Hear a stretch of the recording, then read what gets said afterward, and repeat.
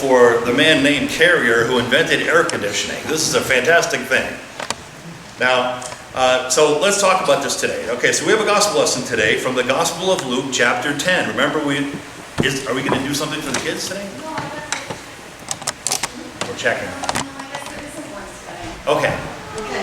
Because the adults will probably run down to the basement because it's probably cooler down there. All right, so today we're working in the Gospel of Luke. We've been working in Luke, because it's a 6-year lectionary cycle, and we've been in Luke chapter 10 for several weeks now. What did we talk about last week? The parable of the Good Samaritan. And what is that? Remember the story? A certain man was traveling. Today, we have Jesus in a certain village. Okay, so there's a little bit of a link there.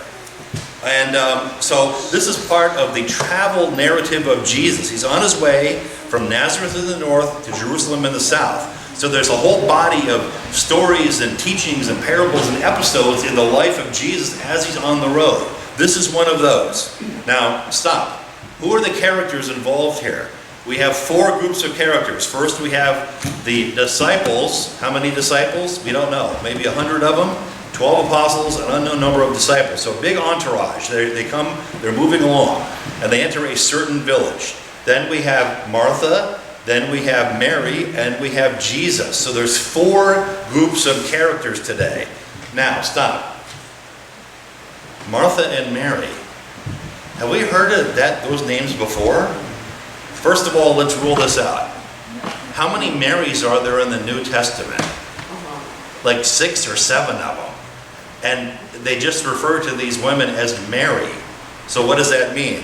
Get a good reference Bible and look at the footnotes and make sure you keep the Marys straightened out. Just like there's many characters named Herod, there's many Marys. This is not Mary, the mother of our Lord. It's not Mary Magdalene. It's a different Mary. Okay? Specifically, who is this? Mary, the sister of Lazarus. Lazarus, Martha, Mary are a family unit, and they apparently live together. Stop. I don't see Lazarus' name in the text here today. And you're right, he's not there. Well, how do we know that Martha and Mary and Lazarus are a family unit that lives together? From the Gospel of John, chapter 10 and 11. Go home and read that. Okay? It's the 7th of the signs. There are 7 signs in John. The 7th sign is Jesus goes to the tomb of Lazarus and says, Lazarus, come out, he's dead for 4 days. Okay? What's it? And he stinketh, right? The greatest verse in the Bible, right? Now, Martha and Mary are characters in the Gospel of John, and here they're characters in the Gospel of Luke.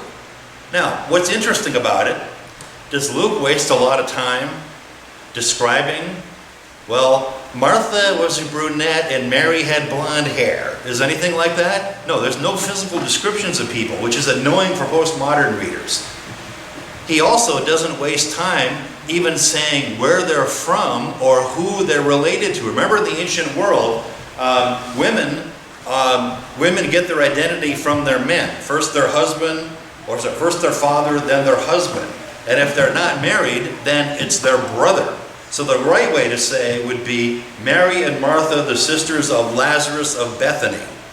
We don't have that. Why is that? It's not in there because you probably know these people. So back in 2,000 years ago, if you were reading the Gospel of Luke, you would go, oh, of course, Martha and Mary, they're famous. Everybody knows them, right? So they would have been like well-known people, like celebrities or something in the Christian world. So Luke doesn't need to identify these people. Now stop. What's the name of the victim in the parable of the Good Samaritan? Remember, a certain man is traveling along. What's his name? No name. Why?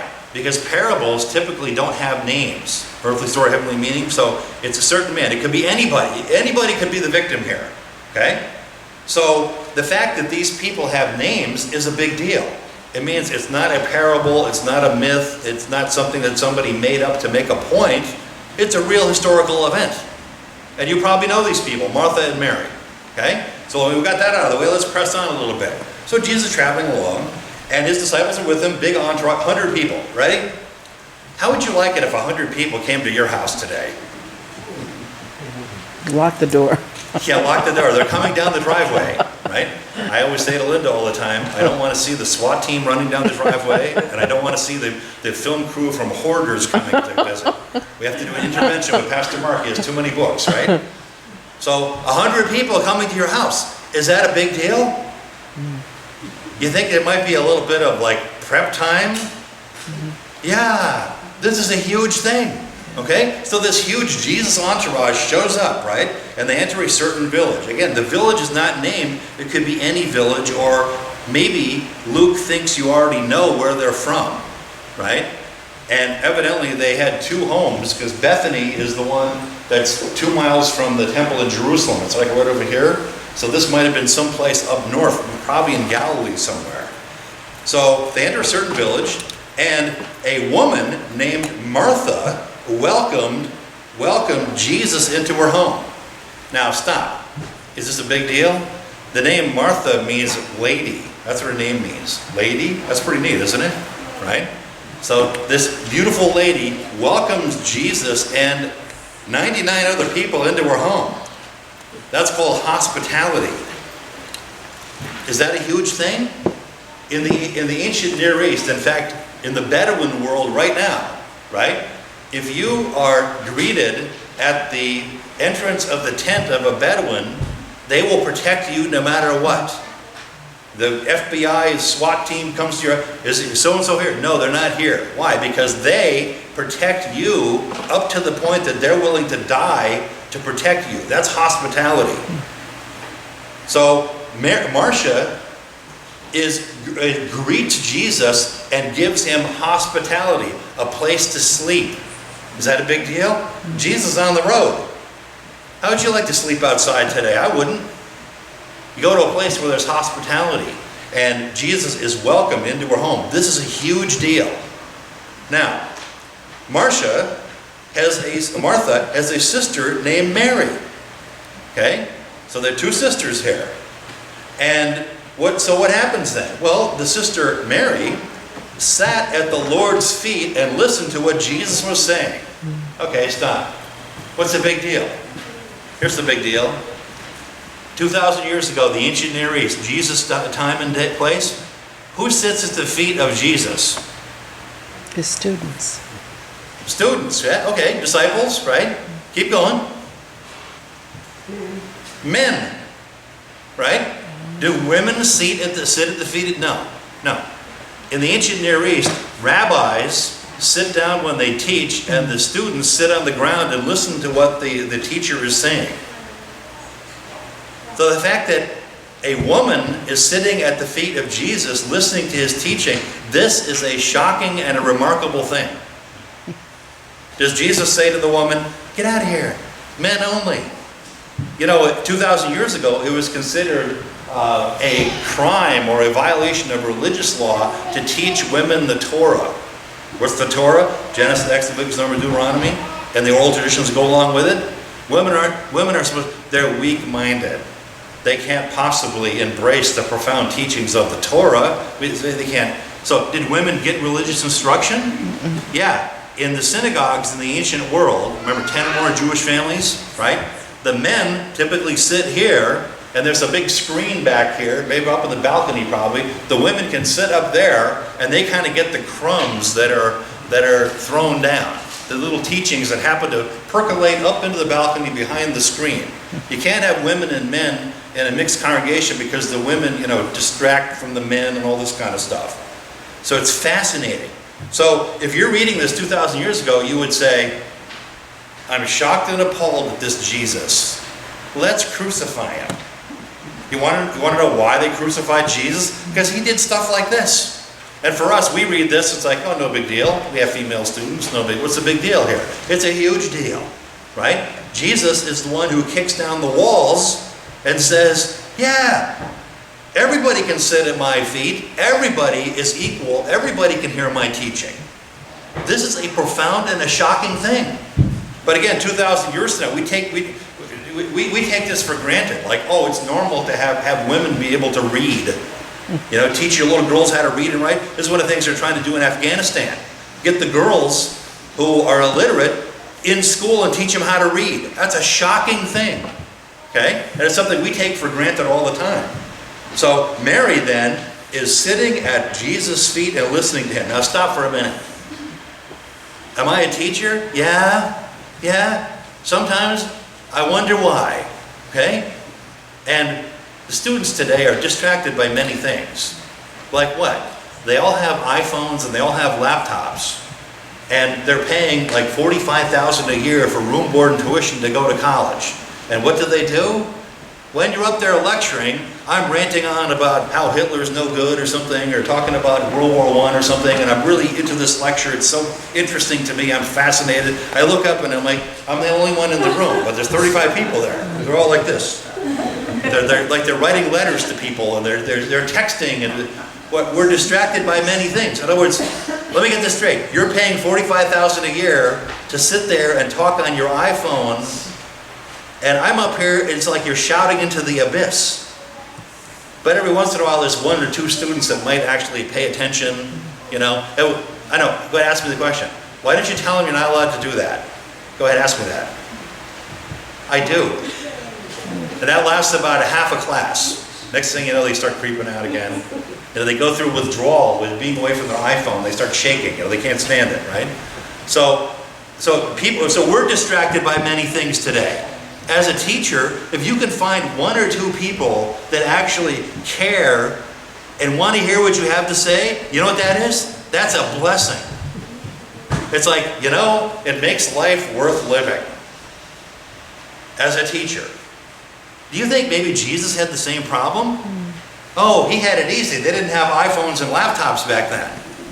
No. People are distracted by many things. Do they want to hear what Jesus had to say? Not really. Talk to the hand. I'm too busy. Let me go bury my dead father first, and let me take care of business, and then I'll get back to you later. You know, you're a very interesting guy, you know. I don't really have time to think about it now. You're interested. He had that all the time.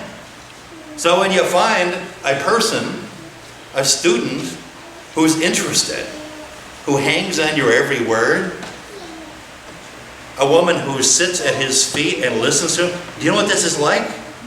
We always think about Jesus as a blessing to us. Well, this woman is ministering and a blessing to Jesus. This is a beautiful thing here. You know? It's a beautiful thing. And so she's sitting there soaking it in, all the teaching.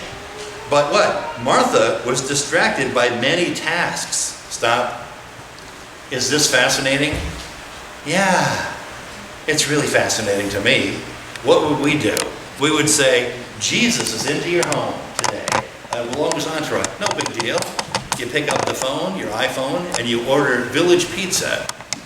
I want 27 pizzas, half cheese, half mushroom, and 20 minutes later, some guy pulls up and delivers you all the pizza.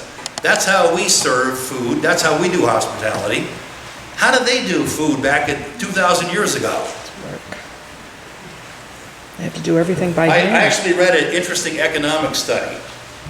2,000 years ago, up until around 1900, so for most of human history, it takes 44 hours of cooking, food preparation to support a typical family. 44 hours a week.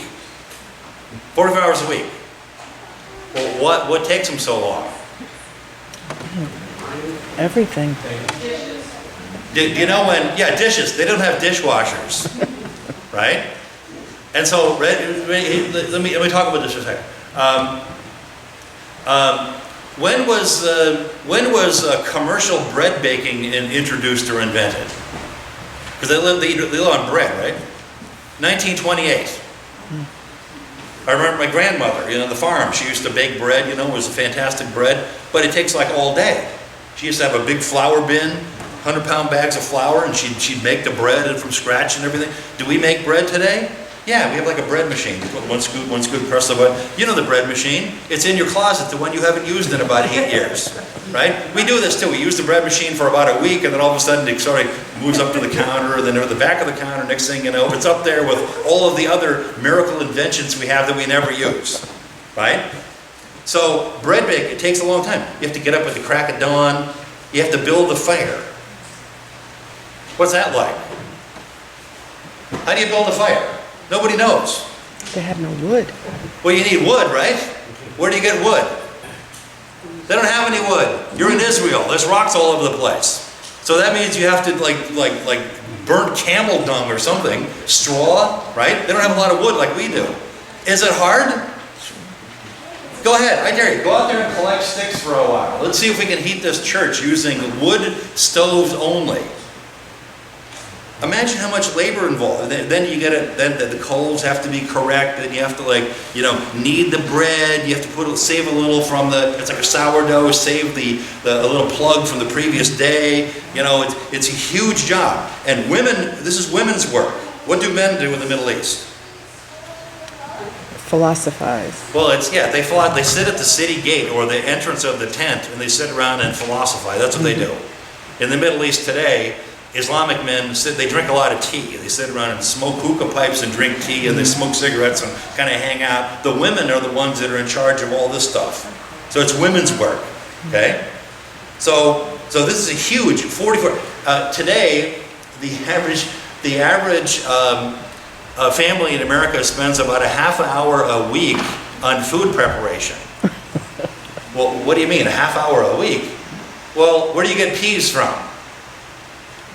A can. You open the can and yeah, no problem. And they didn't have that in the ancient world, right? So everything we do, we have no concept. When people say, Martha was distracted by many things, we have no idea what you're talking about here, right? Our daughter Jennifer lives down in Somers, and they have a new place called the Chico's down there. Well, what is that? It's a destination grocery store.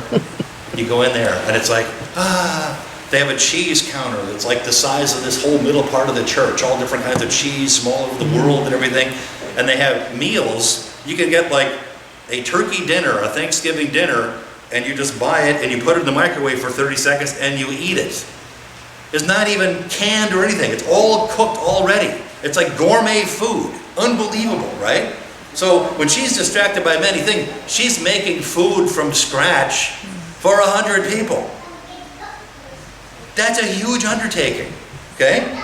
And so what does she say? This is not an unusual thing. I mean, if I would do the same thing. I would say, Lord, do you not care that my sister has left me to do all the work by myself? Is that a lot of work? It's more than just ordering a pizza. This is a labor-intensive thing, right? I mean, what a great thing. Now, is Martha an awful human? If Jesus came to your house, would you take out the good china? Yeah. Would you maybe cook a kind of a special meal, even if you can't cook very well? Yeah, you would. You'd want to roll out the red carpet. And how do you show your love and affection for a special guest that comes to your house? Well, you have a nice meal, right? So it's not an unusual thing, right? So Martha says, I could use some help here on the hospitality, which again, hospitality in the ancient Near East is a huge thing. It's not an unusual thing. So what does Jesus say? He says, the Lord answered her. He says, Martha, Martha. Doesn't say Marcia, Marcia, Marcia. That's the Brady Bunch, right? So Martha, Martha. Now people have said it's a gentle rebuke. Other commentators say, no, it's a loving and affectionate way of responding. Either way, I don't know about you, but when my mother would say, Mark, David, Isaac, use all three names, you're in big trouble. So when you get more than one name, it is not a good thing. Okay? So Marcia, Marcia, right? You are worried and distracted about many things. Stop. Is that a postmodern affliction? Yeah, we're worried and we're distracted. That's sort of what they're going to put on our tombstone. We're worried and distracted. Well, what do we worry about? What do we worry about? Don't you read the newspaper? The world's ending in 12 years. What are we going to do? Everything is gloom and doom, pessimism, right? Now, what do we do about this? Well, usually what I do, I read books at a time like this, right? What's this book? How to Win Friends and Influence People by Dale Carnegie. Well, what is this book? When I talk to my college students about they want to take management training, right? You have to know two things. First thing you have to know is the golden rule. What is that? Do unto others, the others do unto you. That's business ethics right there. All you have to do is to say, there's CIA students at a restaurant. If I go to a restaurant, what do I want? I want to be able to eat the same kind of food that you would cook for your family. I want you to take care of me the way I would take care of you. If you do that, you're going to be successful in almost anything you do in life, right? So this is a book, this is a best-selling book by Dale Carnegie. Last time I checked, this book has sold over 80 million copies. What is it called? How to Win Friends and Influence People. What does it mean? Take an active interest in the other person, right? Talk to these people. Do we do this today? No, we're distracted. What do? We have like the earbuds on and we're walking around like this. We don't like look at other people. It's not good for man to be alone. God put us in a community. God put us in a society so we can talk to other people, right? It's a beautiful thing to talk to people. Have you ever had any interesting conversations with total strangers before? Mm-hmm. Yeah, I did. One time, my daughter Jennifer and I were in Paris, sitting there eating like ice cream. We're sitting there, and there weren't enough tables, so this couple sits down next to us, right? And you're like, that's kind of weird. Like in New York, it's like you have to fight these people, right? No, they sit down here, they're really nice, right? They're from Sardinia. So I had a whole lengthy discussion. I've never talked to anybody from Sardinia before. So we're talking to them about what's life in Sardinia like, and it's an island, all this sort of thing. It made the evening. It's better than watching wrestling on TV. It's an unbelievable evening. Talking to somebody that you've never, just a random conversation, right? So anyway, so How to Win Friends. This is his #1 book, and I recommend this for everybody. The other book that he wrote is called Ready?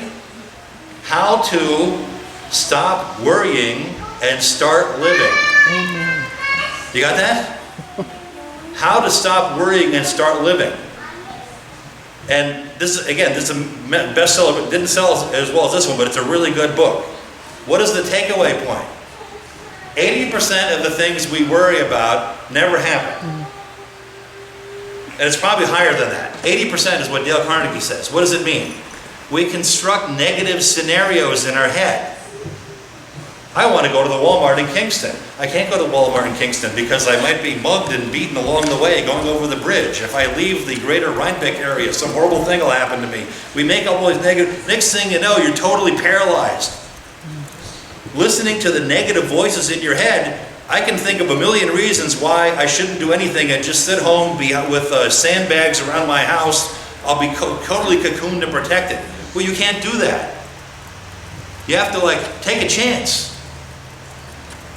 Take a risk in life. Get out there. Do some things. Right? Get out there and do it. Maybe not today, it's hot. But no, get out there and do it. Right? So 80% of the things you worry about never happen. That's Dale Carnegie. And so what does this have to do with anything? Well, again, Martha is worried about many things. She's distracted by many things. Worried and distracted. That's us. Right? Right? Now, do you want me to tell you why we're worried about many things? A lot of people in politics and in the media want you to be worried about things all the time because they get votes. The bigger the crisis, the more power they get. And who do we worship? We worship God. The earth is the Lord's and the fullness thereof. God is our King. Jesus is on the throne.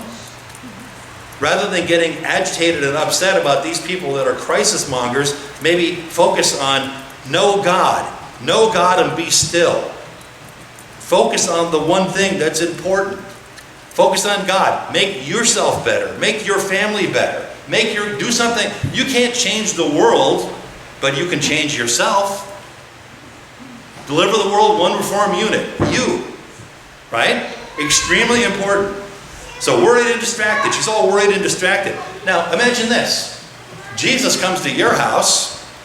How many times has Jesus come to your house? It's kind of a rare thing, right? Well, you make a big deal about it, right? Don't be worried and distracted. Imagine this. Somebody comes to your house and you're so concerned and worried about entertaining that you forgot to talk to him. Well, look, Jesus is here for a relationship. He's not here to, have a good time or enjoy the hospitality, right? There's a sense of urgency about this. One of the shows I like on TV is American Pickers. I always watch this, And some guy with a barn, rat packed full of stuff. You can't even walk. It's packed up here, all kinds of stuff. And so Rick, and they walk in there and they go, all right, this is like an old book here. I'll give you $10,000 for it. And what does the guy say? Oh no, I just can't sell it for that. Have you got other offers before? When was the last time a nationwide television crew has showed up to your barn and tried to buy some of your junk? Never ever happened, never happen again. Now's the time to take the money and run. You see how this works? The same thing. How many times did Jesus show up at your house? Well, when he does, you probably want to listen to what he has to say. Okay? That's what's going on here. Marcia, right? You're worried and distracted about many things. But there is only one needful thing, one thing. And Mary has chosen the right part. In other words, carpe diem. Seize the day. Seize the moment. Right? Who was I talking to today? I was talking to maybe yesterday, maybe Jenna or Haley or something, and we were talking about my grandparents. And they say, oh, I wish I would have met them. You know, when they did meet my grandparents, they were like 4 years old. And I would give anything to be able to talk to them and sit down and talk to them a little bit. Yeah. Think about that. Do you have any regrets of people that you met a long time ago and you wish you could sit down and interview your grandparents? Or talk to somebody who you ran into? I mean, just think of the missed opportunity. So that's what's going on here. And who's writing this story? Luke. Luke goes around and interviews people and writes this stuff down. Luke is recalling the earthly ministry of Jesus. And there are a lot of people, I'm sure, that said, you know, when he was here, when he was teaching, I wish I was there to pay attention to it. I wish I heard Jesus tell the story of the Good Samaritan. I wish I was there when he went to a certain village and he taught. I wish I was there. That's a regret. Because we're so caught up in, worried and distracted and worried, distracted, worried, distracted. Next thing you know, your life is over and you spent your life being worried and distracted. So what's the message? Focus on Christ. Focus on Christ. Savor the moments of those that you love right here and now. Love God, love your neighbor. That's what we're supposed to do here. This is a beautiful thing today. Beautiful, beautiful story. Amen.